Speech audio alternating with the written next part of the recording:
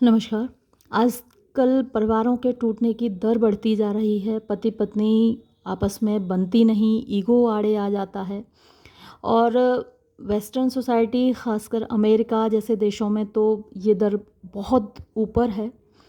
जब एक परिवार टूटता है, पति पत्नी एक दूसरे से अलग होते हैं, तो सबसे ज़्यादा जो अत्याचार होता है, जो कष्ट होता है, वो बच्चों को होता है। पति को दूसरी पत्नी मिल सकती है, पत्नी को दूसरा पति मिल सकता है, लेकिन बच्चों को ना दूसरी माँ मिल सकती है, ना दूसरा बाप मिल सकता है। आज की इस वीडियो में हम जो पोएम पढ़ने जा रहे हैं, स्टिल आई राइज, ये माया एंजेलो की पोएम है। इससे पहले भी मैं कई पोएम्स उनकी अपलोड कर चुकी हूँ। I know why the caged bird sings, उनकी बहुत प्यारी सी पोएम थी। तो माया एंजेलू के जो माता पिता थे उनमें भी अनबन थी। माँ अलग रहने लगी, पिता अलग रहने लगे। माँ अपने एक बॉयफ्रेंड के साथ रहती थी और माँ के बॉयफ्रेंड ने 7-8 साल की बच्ची माया एंजेलू के साथ दुराचार किया। आप इमेजिन कर सकते हैं कि 7-8 साल की बच्ची के मन पर, दिल और दिमाग पर क्या प्रभाव पड़ा होगा। तो बाद में हालांकि उस व्यक्ति को माया एंजेलू के जो अंकल लोग थे उन्होंने मार डाला। और उसकी मौत को देखकर वो एकदम से चुप हो गई। कई साल तक वो बोली ही नहीं। उसे लगा कि उसे इस बात का मतलब बच्ची है, उसको गिल्टी फील होने लगा कि एक आदमी की मौत उसकी वजह से हो गई। लेकिन ये ऐसे जो चीज़ें हैं, ऐसी जो घटनाएं हैं, दुर्घटनाएं हैं, बच्चों के साथ घटती हैं, तो जीवन पर्यंत तो उसका प्रभाव रहता है। एक तो लड़की और नीग्रो, तो नीग्रोज़ को तो वैसे भी गोरे लोगों के समाज के बीच दबाया गया है। स्लेवरी सिस्टम था, ग़ुलामी प्रथा थी, उनको ख़रीदा बेचा जाता था। ग़ुलामी प्रथा तो खैर ख़त्म हो गई, लेकिन वो जो एक डिस्क्रिमिनेशन है वो कभी ख़त्म नहीं हुआ, वो आज भी ख़त्म नहीं हुआ है। कहीं ना कहीं समाज में वो रहता ही है। काले लोगों को हमेशा दबाया जाता है। हम भी काले ही हैं, गोरे नहीं हैं। मतलब कंपैरेटिवली गोरे होते हैं, लेकिन जो गोरे लोग हैं, वाइट्स हैं, उनके सामने तो हम सभी काले ही होते हैं। तो हमेशा उनको दबाया जाता है। और क्योंकि पैट्रियार्कल सोसाइटी है तो उसमें हमेशा महिलाओं को दबाया जाता है। तो ये poem still I rise, still माने फिर भी, आई राइज मैं उठ खड़ी होती हूँ। तो दो लेवल्स पर आप इसको पढ़ सकते हैं पोएम को। निग्रोज़ के पर्सपेक्टिव से, काले लोगों के पर्सपेक्टिव से, यानी गोरे लोगों के समाज में काले लोगों को दबाया जाता है, लेकिन अपनी विल पावर से वो फिर से उठ खड़े होते हैं। या फिर आप इसको औरतों के पर्सपेक्टिव से पढ़ सकते हैं कि पैट्रियार्कल सोसाइटी में एक औरत को दबाया जाता है, लेकिन अपनी विल पावर के दम पर वो फिर से उठ खड़ी होती है। तो चलिए देखते हैं। पोएम बहुत प्यारी है। जैसे वो पोएम थी I know why the caged bird sings, आपको फुर्सत मिले, वक्त मिले तो उसको ज़रूर पढ़ लीजिएगा, वो भी मैंने अपलोड की है।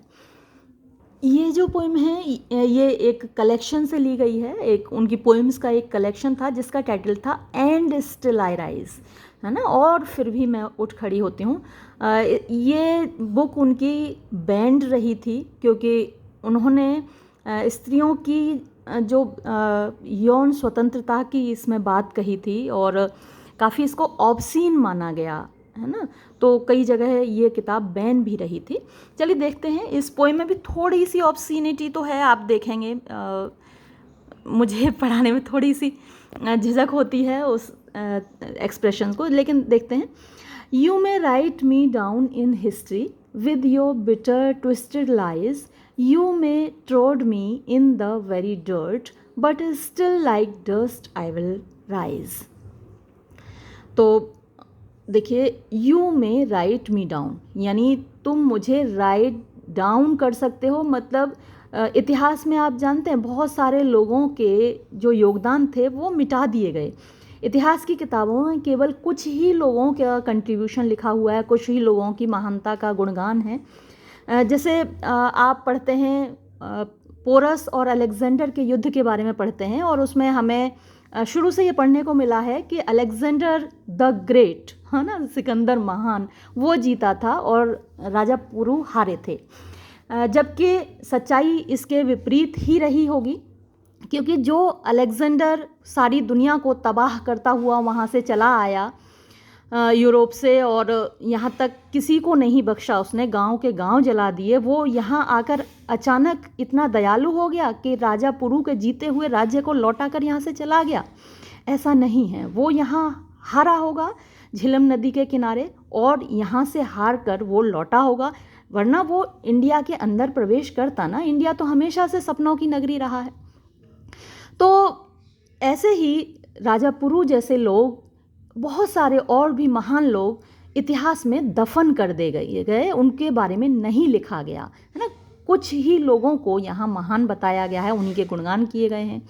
तो ख़ासकर महिलाओं के योगदान को कौन लिखता है? तो ये बात ही माया एंजेलू कह रही हैं कि तुम इतिहास में मुझे डाउन करके लिख सकते हो, यानी मुझको अंडर एस्टिमेट कर सकते हो with your bitter twisted lies. Bitter कड़वे होते हैं, ट्विस्टेड माने जो तोड़ मरोड़ कर पेश किए जाते हैं, लाइज झूठ। तो राजा पुरु के बारे में भी ये एक ऐसा ही झूठ है ना, जिसे ट्विस्ट करके लिखा गया है। यूरोप के इतिहास में लिखा गया है, यूनान के इतिहास में लिखा गया है। तो इतिहास में अक्सर झूठ लिखे होते हैं कई बार, है ना। जो जिसने लिखा है वो अपने बायसेस के अकॉर्डिंग लिखता है, अपनी पसंद के अकॉर्डिंग लिखता है। तो अपने कड़वे और तोड़े मरोड़े गए झूठ के आधार पर तुम इतिहास में मुझे अंडर एस्टिमेट कर सकते हो, मेरे बारे में गलत लिख सकते हो कि मेरे पास कुछ नहीं था, मेरे अंदर कोई योग्यता नहीं थी, है ना, मैं एक सिंपल औरत थी। You may ट्रोड me in the very dirt, यानी ट्रोड का मतलब पैरों तले कुचलना होता है। तो तुम मुझे पैरों तले कुचल सकते हो, रौंद सकते हो, और in the very dirt, dirt धूल होती है, मुझे मिट्टी में मिला सकते हो अपने पैरों तले कुचल कर, है ना। तो जो गोरा समाज है उसने निग्रोज को हमेशा कुचला है, दबाया है। और या फिर आप पैट्रियार्कल सोसाइटी की बात करें तो उन्होंने महिलाओं को दबाया कुचला है। तो तुम अपने पैरों तले रौंद कर मुझे मिट्टी में मिला सकते हो, बट लेकिन स्टिल फिर भी लाइक डस्ट, धूल की ही तरह, आई विल राइज, मैं उठ खड़ी होंगी। तो आपने देखा होगा धूल तो हवा के साथ जरा सा झोंका चलता है हवा का, वो उड़ने लगती है, उठने लगती है। तो मैं धूल की ही तरह फिर उठ खड़ी होंगी। तो ये फर्स्ट स्टेंजा था। फिर नेक्स्ट स्टेंजा देखिए, does my सासीनेस upset you, why are you beset with gloom, cause I walk like I have got oil wells pumping in my living room. Does my sassiness, sassiness क्या होती है? impudence कह सकते हैं आप, धृष्टता कह सकते हैं, बदतमीजी कह सकते हैं, उच्छृंखलता कह सकते हैं, उद्दंडता कह सकते हैं, है ना। जब आप किसी की हमें हाँ नहीं मिलाते, है ना, यस मैन नहीं होते, यस वुमन नहीं होते, तो आप थोड़े से सासी कहलाते हैं। तो मेरी जो सासीनेस है, यानी मेरी जो उद्दंडता है, अपसेट यू, क्या वो तुमको परेशान करती है, डिस्टर्ब करती है?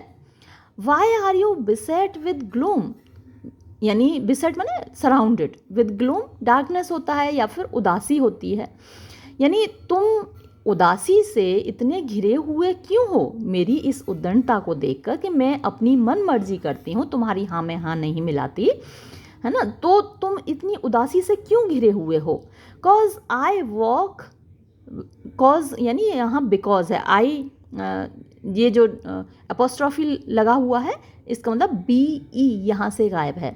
बिकॉज आई वॉक, मैं ऐसे चलती हूँ, लाइक जैसे कि आई हैव गॉट, मुझे मिल गए हों, ऑयल वेल्स, तेल के कुएँ। तो तेल बहुत महंगा बिकता है मार्केट में, तो किसी के घर में तेल का कुआं निकल आए तो वो तो उसकी तो बल्ले बल्ले हो जाएगी।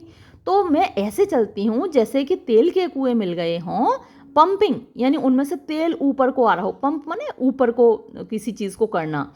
इन माई लिविंग रूम, जो मेरा लिविंग रूम है, मेरा रहने का कमरा है घर का, उसमें जैसे कि ऑयल वेल्स हों, तेल के कुएँ निकल आए हों और उनमें से मैं पंप करके तेल निकाल रही हूँ, उसको बेच रही हूँ और मज़े कर रही हूँ, है ना, मेरी बल्ले बल्ले हो गई है। तो ऐसे मैं बिहेव करती हूँ इस बात से लेकर तुम मतलब उदास क्यों हो, परेशान क्यों हो, मैं ऐसे बिहेव करती हूँ, मस्ती में रहती हूँ हमेशा, तो तुम्हें दुख क्यों होता है भाई। फिर नेक्स्ट स्टेंजा देखिए, just like moons and like suns with the certainty of tides, just like hopes springing high, still I will rise. Just like the moons यानी ठीक चंद्रमा की तरह, एंड लाइक सन्स और सूरज की तरह।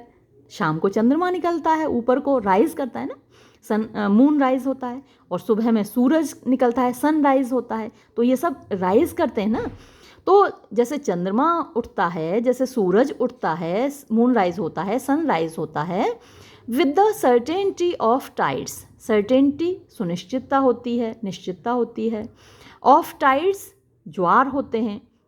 तो जब चंद्रमा निकलता है तो ज्वार उठते हैं समुद्र में, है ना। सन और मून एक तरीके से अपनी ओर खींचते हैं, खासकर मून खींचता है समुद्र को अपनी ओर, तो ज्वार उठते हैं। जब मून निकलेगा तो ज्वार उठेगा। तो उस सर्टेनिटी की तरह, है ना, उन्हीं की जैसी सुनिश्चितता एक मेरे अंदर दिखाई देती है।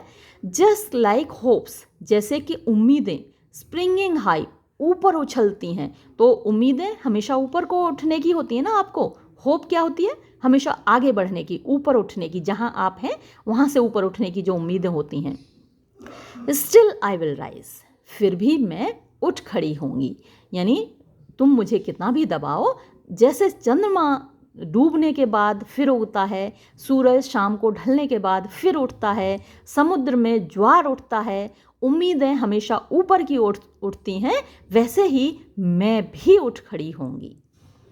फिर देखिए next stanza, did you want me see broken, bowed head and lowered eyes, shoulders falling down like teardrops, weakened by my soulful cries। ओहो, तो तुम्हारी ये इच्छा थी, ये विश थी तुम्हारी। डिड यू वॉन्ट, क्या तुम चाहते थे, टू सी, देखना, मी, मुझको, ब्रोकन, टूटा हुआ। अच्छा, तो तुम मुझे टूटा हुआ देखना चाहते थे, सिसकियाँ भरते हुए, बोर्ड हेड, बोर्ड माने झुका हुआ, हेड सिर, एंड लोअर्ड आइज, और आंखें नीची किए हुए। तो औरतों के लिए यही अच्छा माना जाता है कि वो सिर झुका के रहें, नज़रें नीची करके रहें, है ना, नज़र उठा के बात ना करें, सर उठा के ना चलें, सर झुका कर चलें। तो तुम ऐसा ही देखना चाहते थे ना, कि मैं सर झुका के और आंखें नीची करके रहूं, टूटी हुई रहूं। शोल्डर्स फॉलिंग डाउन, कंधे भी झुकाकर चलना औरतों के लिए अच्छा माना जाता है ना। सीना तान के चलना बहुत बुरा माना जाता है ना। कंधे झुके रहें, आगे को झुके रहो। Shoulders falling down like teardrops, जैसे आंसुओं की बूंदें नीचे को गिरती हैं, वैसे ही मेरी कंधे आगे को झुके रहें। वीकेंड, यानी मैं कमज़ोर हो जाऊं, by my soulful cries, soulful जो अंदर की आत्मा से निकलती हैं, क्राइज माने चीखें। तो औरतों का क्या काम है?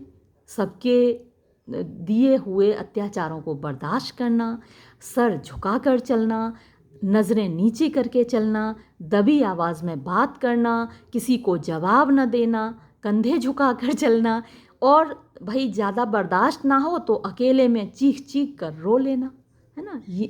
ये मतलब उनकी कमज़ोर उनको बने रहना है, यही अच्छा लगता है पैट्रियार्कल सोसाइटी को। पितृसत्तात्मक समाज के हर व्यक्ति को यही अच्छा लगता है कि औरतें इसी अंदाज में रहें। जब अत्याचार उनके ऊपर हद से ज़्यादा हो तो वो विद्रोह ना करें, वो अपने लिए बोले नहीं, है ना, जवाब ना दें, बल्कि अकेले में जाकर कहीं मुंह छुपाकर चीख चीख कर रो कर अपनी भड़ास निकाल लें, मर्दों से कुछ ना कहें। तो तुम यही चाहते थे ना। Does my हॉटीनेस offend you, don't you take it awful hard, because, फिर यहाँ से बी ई गायब है, cause I laugh like I have got gold mines digging in my own backyard.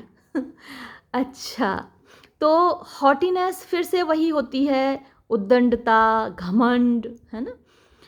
तो does my हॉटीनेस offend you, offend माने बुरा लगना, तो मेरा जो घमंड है, मेरी जो उद्दंडता है, वो तुमको बुरी लगती है।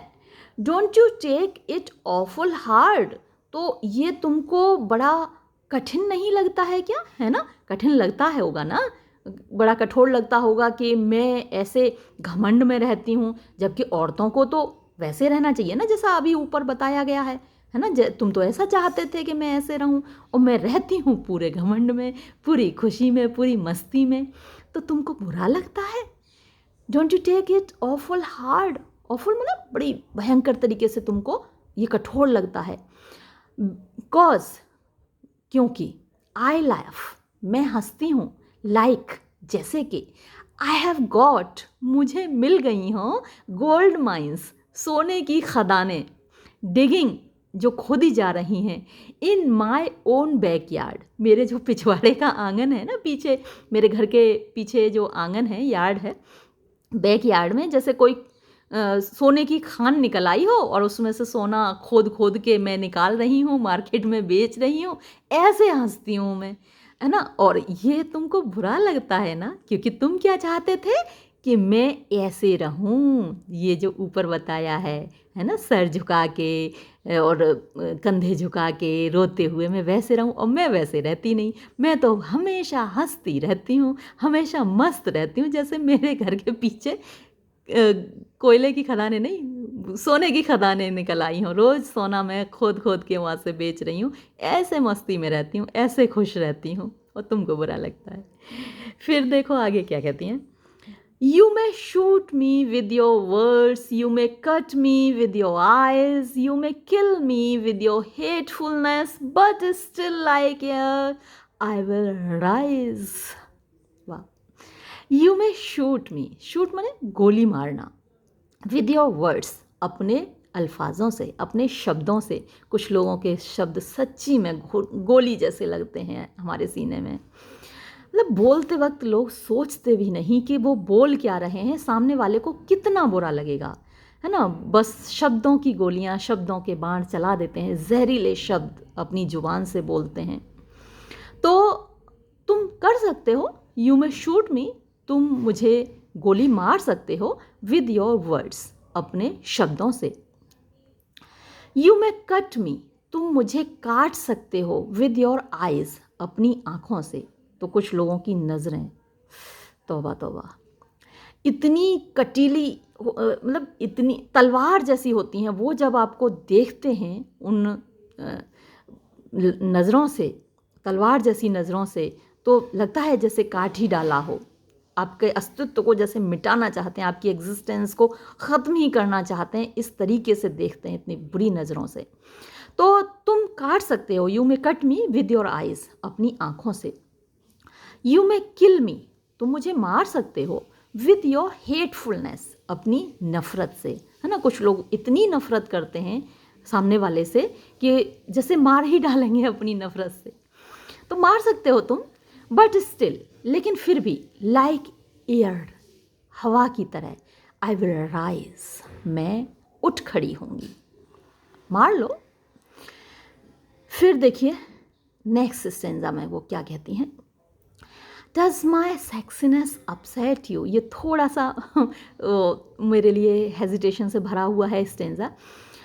Does it come as a surprise that I dance like I have got diamonds at the meeting of my thighs.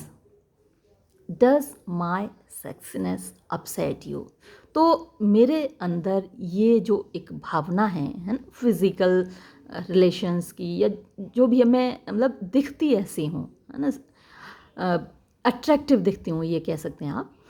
Does it come as a surprise, तो क्या मेरा ऐसा दिखना तुम्हें आश्चर्यजनक लगता है ना। Does it come as a surprise that कि आई डांस, मैं नाचती हूँ, लाइक, जैसे कि, आई हैव गॉट, मुझे मिल गए हों, डायमंड्स, हीरे, एट द मीटिंग, यानी जहाँ पर मिलती हैं, ऑफ माई थाइज ना, मेरी जंघाएँ जहाँ पर जाकर मिलती हैं वहाँ जैसे डायमंड्स मुझे मिल गए हों, तो ऐसा मैं इस तरीके से नाचती हूँ, तो क्या ये तुम्हें आश्चर्यजनक लगता है।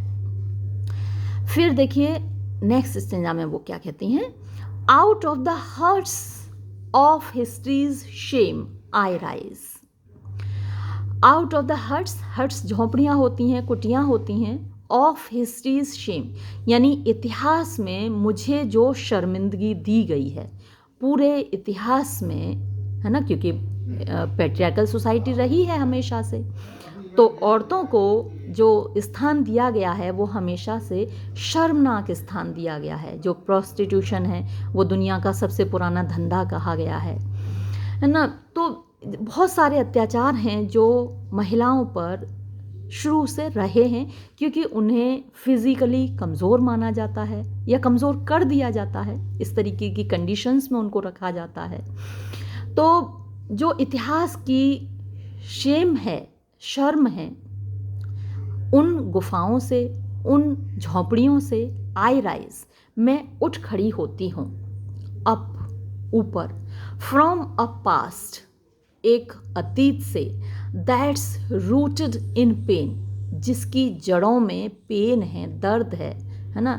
अतीत को अगर हम खंगालें तो हर ओर अतीत की जड़ों में महिलाओं के लिए सिर्फ दर्द है ना, कि जो भी कमज़ोर होता है, ये बात यहाँ सिर्फ महिलाओं की ना कह के मैं ये कहूँगी कि जो भी कमज़ोर होता है, चाहे पुरुष हो स्त्री हो, जो भी कमज़ोर होता है उसको ताकतवर के द्वारा दबाया जाता है। ताकत, बड़ी मछली छोटी मछली को खाती है ना, समुद्र में, पानी में, या फिर जंगल में देखें, जंगल राज होता है, जो ताकतवर है वो अपने से छोटे का शिकार करता है।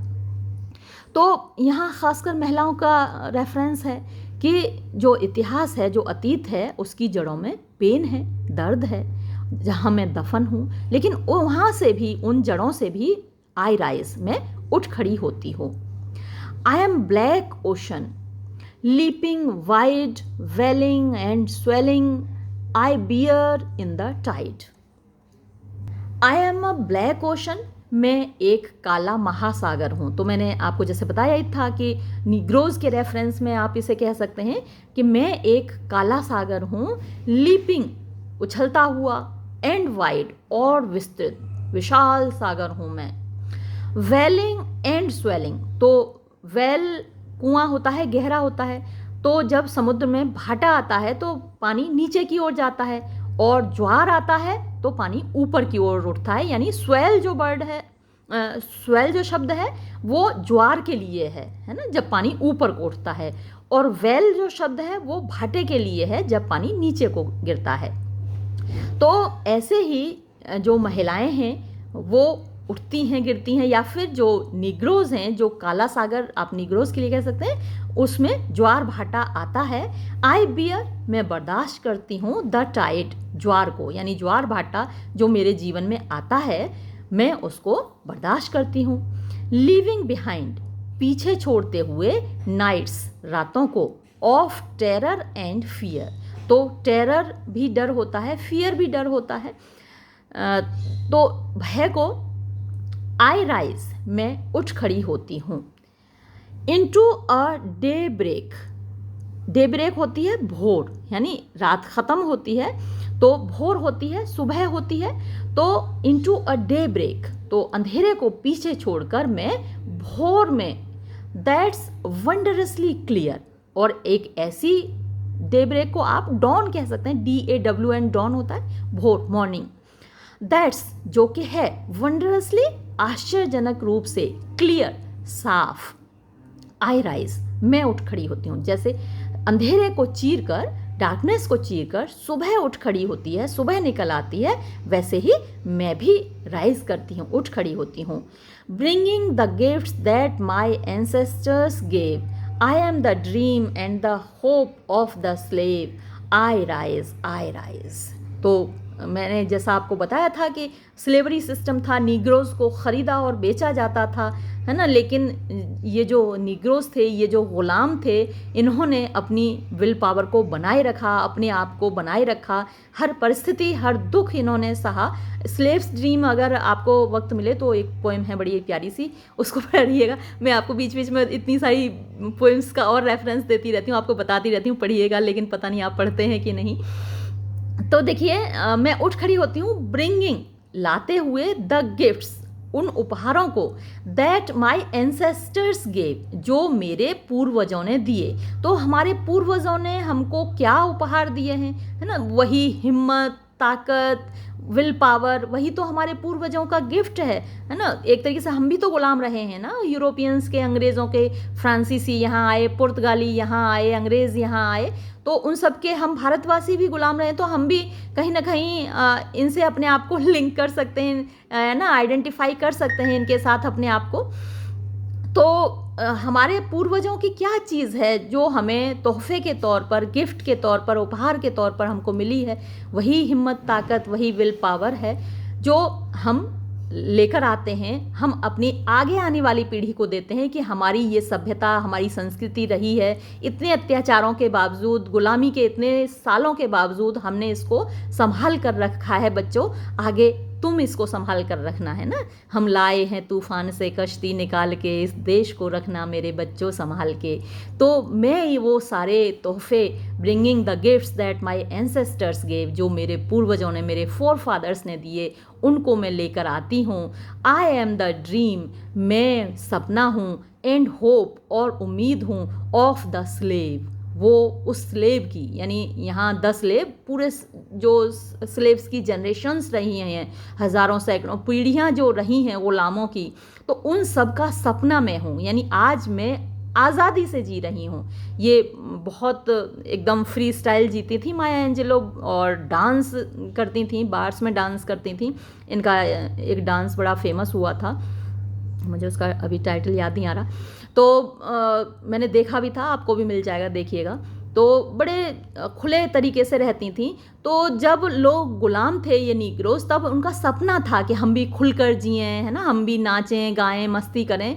तो वो सपना हूँ मैं अपने उन पूर्वजों का वो ड्रीम हूँ, वो होप हूँ, जो मैं आज सामने दिखाई दे रही हूँ। तो तुमको बुरा नहीं लगना चाहिए, है ना। तो अगर गुलामों के, निग्रोज के संदर्भ में कहें, तो जो गोरे लोगों को वो एड्रेस कर रही हैं कि ए गोरे लोगों, तुमको ये बुरा नहीं लगना चाहिए कि हम काले लोग आज आज़ादी से जी रहे हैं, मस्ती से जी रहे हैं। और अगर महिलाओं के बारे में बात करें तो वो मर्दों को एड्रेस कर रही हैं, है ना, कि मर्दों, तुमको ये बुरा नहीं लगना चाहिए कि आज औरतें आज़ादी से जी रही हैं, खुशी से जी रही हैं, मस्ती से जी रही हैं, हंस रही हैं, बोल रही हैं। तुमने तो दबाने कुचलने में कोई कसर नहीं छोड़ी, लेकिन इसके बावजूद अपनी विल पावर के दम पर, है ना, अपनी इच्छा शक्ति के दम पर वो उठ खड़ी हुई हैं और वो खुलकर जी रही हैं, हंस कर जी रही हैं। तो ये थी पोएम, बड़ी प्यारी सी पोएम थी। आगे अगले वीडियो में फिर मिलते हैं, तब तक के लिए धन्यवाद।